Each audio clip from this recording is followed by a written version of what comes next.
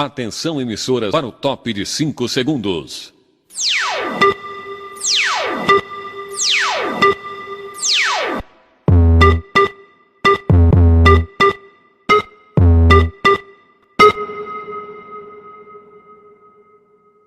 Olá, galerinha, tudo bem? Então vamos começar hoje com outra aula, né? Uma aula para finalizar ali o capítulo 2 da apostila, referente à meta 4, a partir da página 12. Então hoje nós vamos falar sobre outros dois clássicos da sociologia, o Karl Marx e o Max Weber, ok? Acompanha comigo lá nos slides. Marx é um autor importante. Ele acabou tornando-se um clássico da sociologia, uma vez que a maneira que ele utilizou para interpretar a sociedade, ela é utilizada ainda hoje por vários estudiosos de diferentes áreas. Tá? O Marx é um cara que é estudado no direito, na psicologia, na filosofia, na pedagogia, na própria sociologia, na ciência política e assim por diante.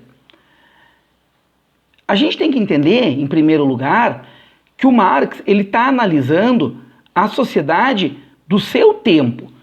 Tá? Ele está analisando a sociedade que ele estava inserido, que ele estava vivendo. Então é óbvio que as coisas que aconteciam lá na sociedade em que o Marx estava inserido é bem diferente das coisas que acontecem hoje, na sociedade que nós estamos inseridos. Só para a gente ter um panorama geral, o Marx estava inserido numa sociedade de início da Revolução Industrial. As indústrias estavam se firmando na sociedade em que Karl Marx estava inserido. Então tinha um monte de coisa que acontecia lá na época do Marx, que óbvio que hoje, com o passar do tempo, com a criação de leis, aquela história toda, não acontecem mais. Por exemplo, lá na época do Marx, os trabalhadores chegavam a trabalhar 14, 16 horas por dia. Não tinham final de semana, não tinham férias, era de segunda a segunda. Tá? Os trabalhadores não tinham direito a ter um descanso. Outra coisa que o Marx percebe lá na época dele também, a criação das indústrias cria um deslocamento muito grande das pessoas que viviam no campo em direção à cidade, em busca de emprego nessas indústrias que estavam sendo instaladas. É claro que não vai ter emprego para todo mundo, é claro que nem todo mundo vai conseguir achar um emprego.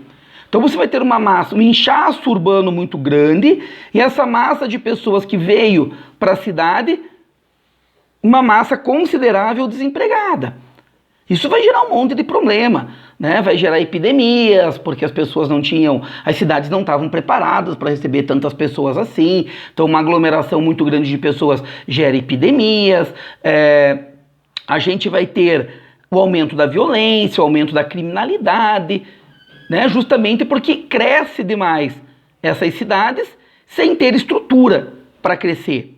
Veja, o Marx ele não queria criar uma ciência nova para estudar a sociedade, assim como o Durkheim queria. O Durkheim, sim, ele falava que precisava existir uma ciência nova para estudar a sociedade que a gente está inserido. Já o Marx, não. O Marx achava que conhecer a história e entender a questão econômica bastava para a gente compreender o funcionamento de uma sociedade. A grande pretensão de Marx era examinar criticamente e, posteriormente, superar o capitalismo. Ou seja, o Marx, todos os estudos do Marx vão ser em torno da sociedade capitalista, fazendo críticas ao sistema capitalista da época, né, que ele estava estudando, e tentando mostrar que existia uma outra saída, uma outra alternativa para o capitalismo, que daí seria o conceito, a teoria de socialismo e comunismo, que a gente vai falar mais tarde. Quais são os métodos que o Marx vai utilizar? Né? Quais são os conceitos que o Marx vai utilizar para debater essa sociedade? O conceito de dialética e o conceito de materialismo histórico. Então vamos lá entender. Primeiro, o que é dialética? Para os filósofos gregos, dialética era a arte do diálogo, a arte do conversar, do dialogar. Para um dos filósofos mais influentes na carreira do Marx, que é o Hegel, dialética é uma forma de pensar a realidade, em constantes mudanças por termos contrários, que dão origens a um terceiro, que os concilia. Ou seja, você vai fazer um debate com alguém que não pensa da mesma maneira que você. Então você tem o pensamento A, o pensamento B, que é contrário, e o debate, o diálogo entre o A e o B criaria um terceiro, que seria o pensamento C, que seria uma conciliação entre esses dois pensamentos, pegando um pouquinho do pensamento A, um pouquinho do pensamento B e transformando, né, num terceiro tipo de pensamento. Então, só para vocês entenderem melhor lá, a dialética então é formada por tese, antítese e síntese. Então, como eu disse, tese é o pensamento A, antítese é o pensamento B, contrário ao pensamento A. Depois de um debate, de uma discussão, de uma conversa, cria-se a síntese, que seria uma maneira de você pegar um pouquinho de um pensamento, um pouquinho do outro, e criar uma terceira forma de entender a realidade. A síntese, então, seria a superação da sociedade de classes por Karl Marx, por uma sociedade sem classes, que para ele seria o comunismo. Então vejam, para ele, a burguesia seria a tese, o proletariado a antítese, e a síntese seria criar uma sociedade sem classes sociais, sem diferenças de classes sociais. O outro conceito que o Marx utiliza é o materialismo histórico, né? Lembrem que o Marx é o cara que não está interessado em criar uma nova ciência para estudar a sociedade, e para ele a história bastaria para a gente conhecer, compreender a sociedade que a gente está inserido. Tá? Mas qual história é essa que o Marx está falando? A história ao que o Marx se refere é justamente essa história do materialismo histórico. Tá? Para ele, então, a história vai ser a história da acumulação material e das forças produtivas. Ou seja, para você entender uma sociedade, você deveria entender a questão de produção e consumo dessa sociedade. Isso é o materialismo histórico. Quem produz os materiais necessários à sobrevivência daquela sociedade. Então o Marx vai colocar que em todas as suas sociedades sempre vai ter uma classe que vai ser a classe que vai produzir tudo aquilo que a sociedade precisa, e uma outra classe que vai ser dependente desta classe que produz. Para o Marx, em toda a história da humanidade, sempre a classe que produz os materiais necessários para a sobrevivência da sociedade é a classe que vai dominar a sociedade. Marx utiliza outro conceito, né, o de economia política. Para ele, a economia não é uma ciência abstrata que fica só lá no pensamento, nas ideias, na teoria. Para ele, a economia é uma ciência prática e está diretamente ligada às outras ciências sociais. E dessa maneira, ela vai ajudar a entender a sociedade na sua totalidade. Na análise de Marx, o mundo moderno, industrial, urbano, vão produzir as desigualdades sociais. O capitalismo produz as desigualdades sociais.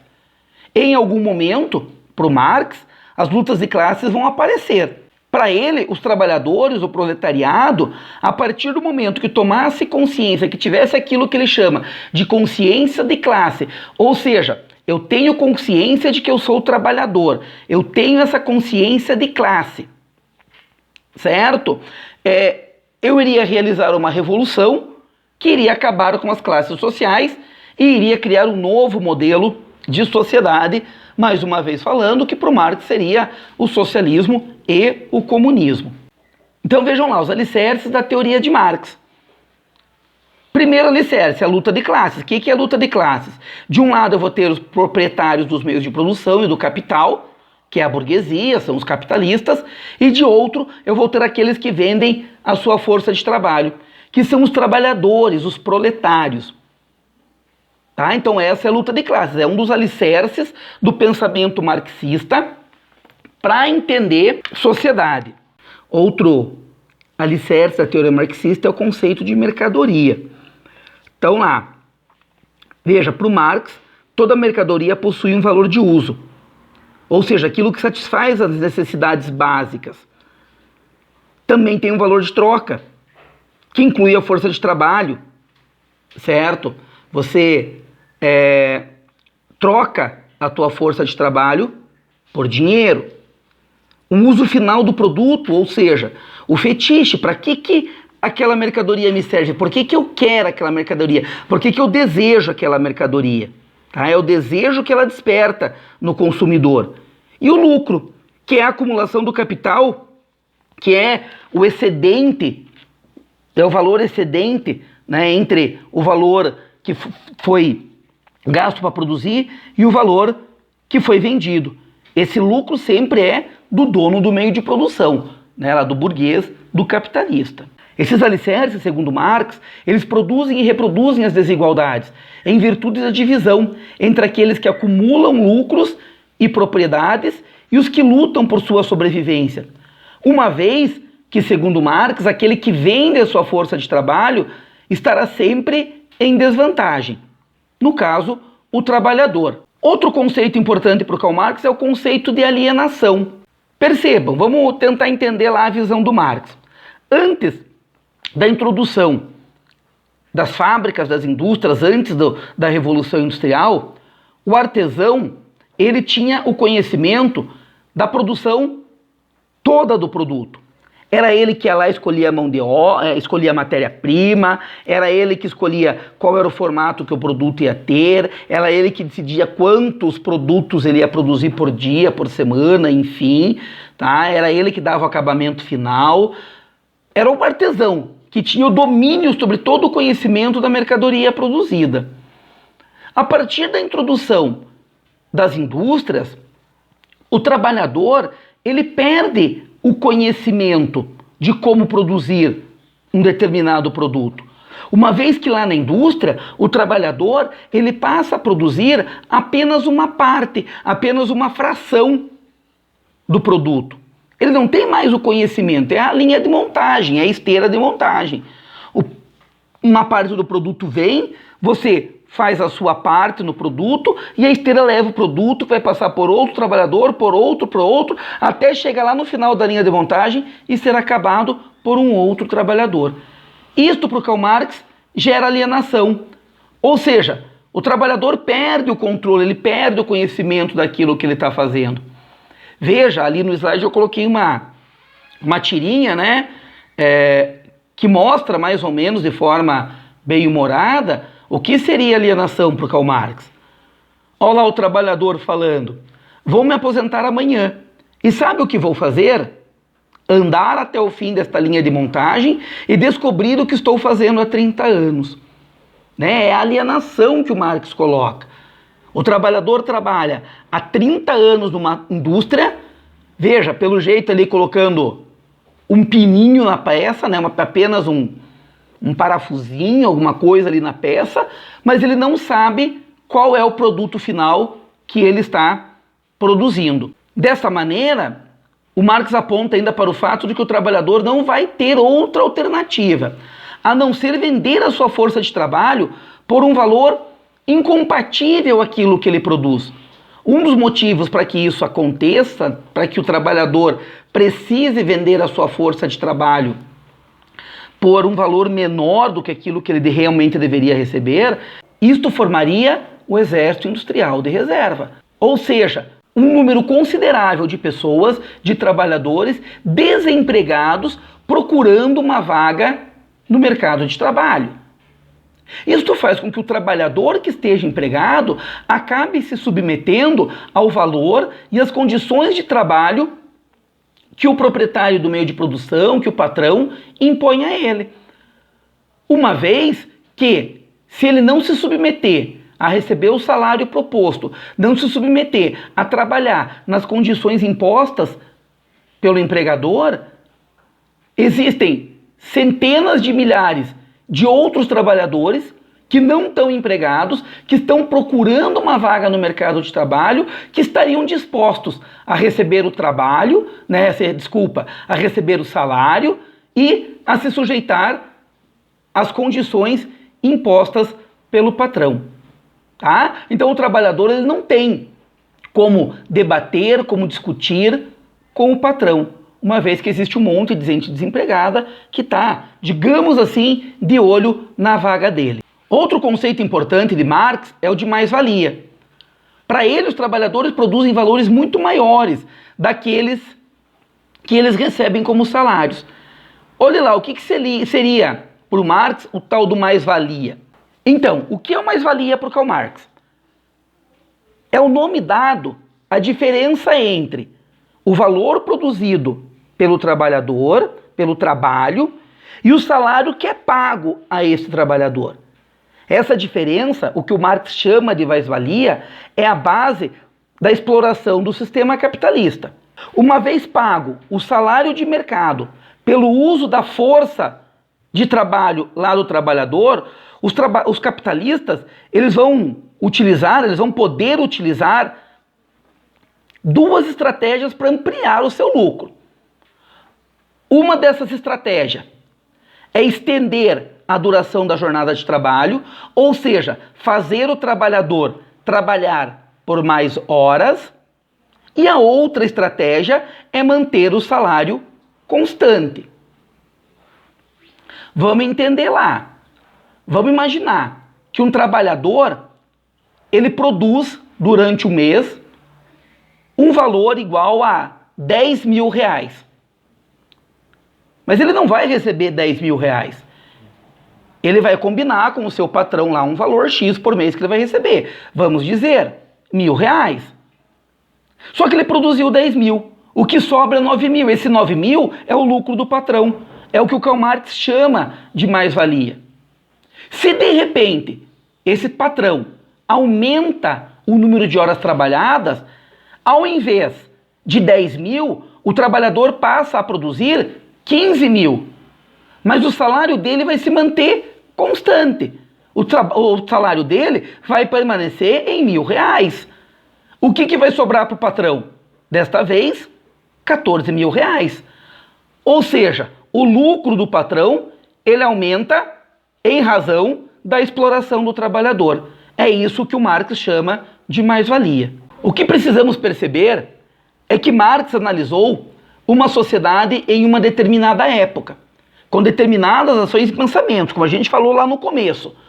É claro que a sociedade, por ser dinâmica, mudou muito desde a época de Marx.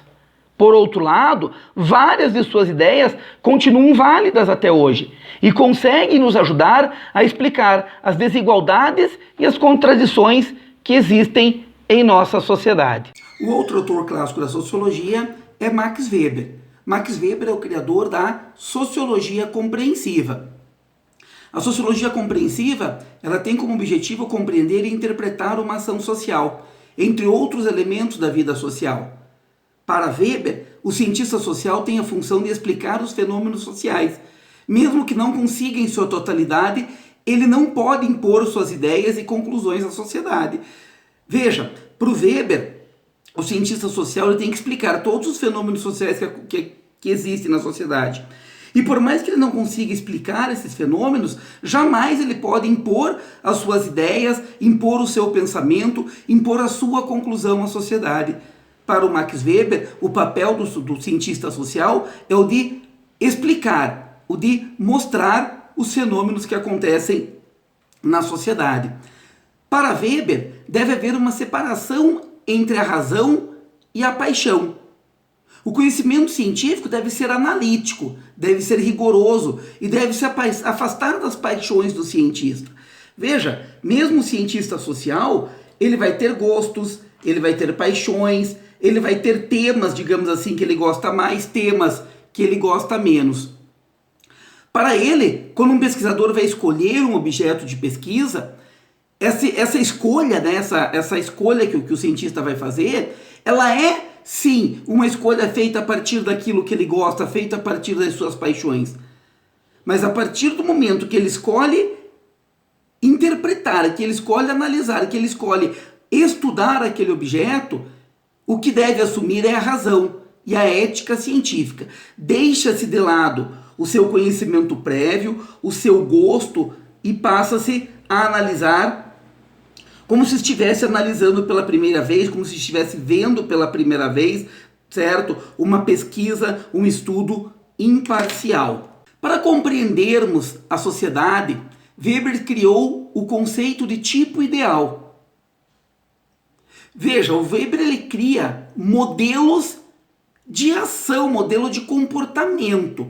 Veja, o Alan Johnson, lá no Dicionário de Sociologia, ele define o tipo ideal como: tipo ideal é um modelo abstrato que, quando usado como padrão de comparação, permite-nos observar aspectos do mundo real de uma forma mais clara e mais sistemática. O socialismo e o capitalismo de livre mercado, por exemplo, podem ser descritos como tipos ideais. O socialismo é um tipo ideal e o capitalismo também é um tipo ideal. Tá? Quando a gente identifica suas características essenciais, quais são as características essenciais do socialismo, quais são as características essenciais do capitalismo de livre mercado, a sua essência, a sua forma pura, que é improvável que exista em algum lugar, exceto nas nossas mentes. Quando eu idealizo o que é capitalismo de livre mercado, quando eu idealizo o que é socialismo, essa idealização ela vai estar só na nossa mente. Porque na prática, nem o socialismo nem o capitalismo funcionam da maneira que deveriam ser. Os conceitos importantes de Weber são os de ação e ação social. Para ele, a ação é toda a conduta humana. Ato, omissão, permissão, ou seja, tudo aquilo que o ser humano faz, dotado de um significado subjetivo dado pela pessoa que executa a ação. E ela é orientada pelo comportamento do outro. Ou seja, tudo aquilo que eu faço, que eu dou um significado para aquilo, que tem um significado subjetivo para mim, certo? E toda a minha ação, ela é orientada pelo comportamento do outro. Depende do comportamento da pessoa para a qual eu estou agindo. Já a ação social para Weber seria o principal objeto de estudo da sociologia. Ele acreditava que o indivíduo não era moldado pelas instituições sociais, como se não tivesse força nenhuma a não ser seguir o que essas instituições sociais estavam lhe impondo.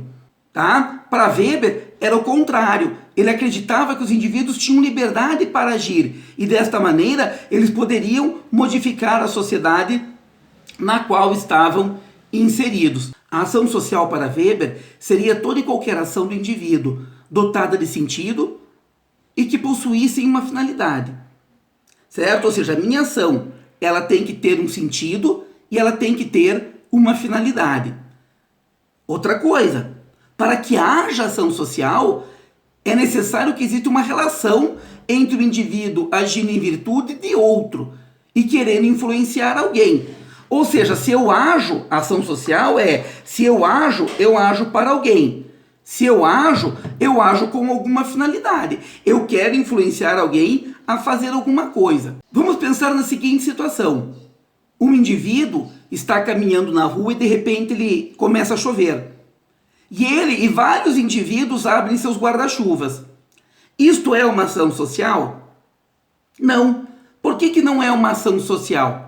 Pois a ação dos indivíduos em abrir o guarda-chuva não é uma ação orientada pela ação do outro, mas sim é orientada pela necessidade de se proteger da chuva.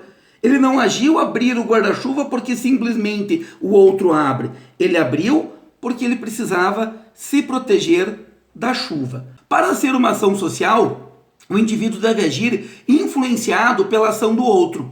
Então, para a gente entender melhor, o Weber divide a ação social em 4 tipos. O primeiro tipo, ação racional com relação ao objetivo. O segundo tipo, ação racional com relação a um valor. O terceiro tipo, ação emocional ou afetiva. O quarto tipo, ação tradicional. Essas ações elas podem ser combinadas entre si ou não. Ou seja, pode ter um pouquinho de ação racional com relação ao objetivo, um pouquinho de ação racional com relação a um valor, e assim por diante. Tá? Não precisa ser puro ali, né? Unicamente um tipo de ação. Vamos ver lá o primeiro tipo de ação, então, que é a ação racional com relação a um objetivo. Toda ação voltada para um fim específico. O indivíduo vai definir um objetivo. E a partir dos seus conhecimentos, combinados com suas práticas, ele vai criar maneiras possíveis para atingir este objetivo. O grande exemplo que a gente pode dar é quando um professor prepara uma aula, tá? Quando o engenheiro vai preparar o projeto de um edifício, quando um aluno vai estar estudando para uma prova, para um vestibular. Ok? Vejam, eu tenho um objetivo. Eu vou traçar estratégias, né, para que eu possa, a partir das minhas ações, chegar a este objetivo. O segundo é uma ação racional com relação a um valor. Esse tipo de ação ela vai acontecer quando o indivíduo age racionalmente no sentido de manter-se fiel à sua concepção de honrar, de como agir corretamente no meio social. Ou seja, todos nós indivíduos temos valores que nos são essenciais. Todos nós indivíduos temos valores que nós carregamos como corretos. Tá? Então nós vamos agir racionalmente para que estes valores que nós temos sejam alcançados. Por exemplo, uma pessoa que faz doações a um instituto de caridade com o intuito de ajudar quem necessita, um capitão que afunda com seu navio. Veja, a pessoa, o valor que a pessoa tem é a caridade. Então ela vai pensar racionalmente de que maneira ela pode ser caridosa e de que maneira ela pode ajudar uma instituição de caridade. O outro tipo é uma ação emocional ou afetiva. Esse tipo de ação ela está ligada a um comportamento que pode variar de acordo com o humor ou estado de consciência do indivíduo. Aqui aparece aquele indivíduo que age no que a gente chama de calor do momento, age passionalmente. A gente pode dizer age sem pensar. Por isto, vejam bem, não é racional, é uma ação emocional, uma ação afetiva. O indivíduo age assim quando se desentende com outro, por exemplo, um jogador de futebol que agride o adversário durante uma discussão de jogo. Quando o indivíduo se deixa levar por um momento de emoção e acaba cedendo às regras impostas.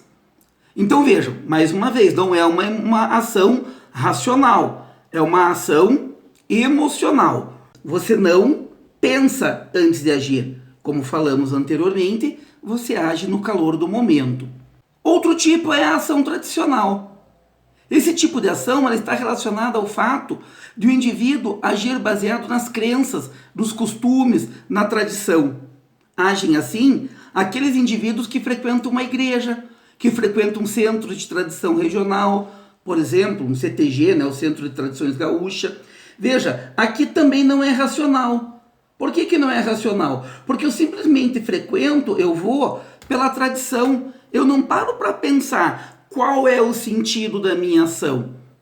Eu não penso no porquê. Eu continuo frequentando, eu continuo fazendo, simplesmente porque é uma tradição a ser seguida. O Weber, ele é um autor extremamente atual para as ciências sociais.